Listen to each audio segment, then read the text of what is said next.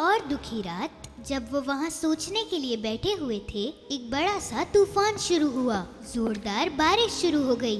बादल गरज रहे थे। गड़गड़ाहट की आवाज महल में गूंजने लगी। शहजादा सोने के लिए बहुत परेशान था, लेकिन उसे नींद नहीं आ रही थी क्योंकि वो अपनी खिड़की से कड़कती बिजली देख रहा था और दूसरी तरफ अपनी होने वाली शहजादी के बारे में सोच रहा था। महल में सभी आवाजों के शोर में एक नौकर ने महसूस किया कि कोई दरवाजा खटखटा रहा है। उसने दरवाजा खोला तो देखा बारिश में भीगी हुई लड़की कपकपाते हुए खड़ी थी। पूरी सल्तनत में सारी लड़कियों में से ये लड़की सबसे खूबसूरत और नाजुक लग रही थी। कांपते हुए उसने बात की, क्या आप मुझे अंदर आने दे सकते हैं? मैं अकेली हूँ और जंगल में खो गई हूँ।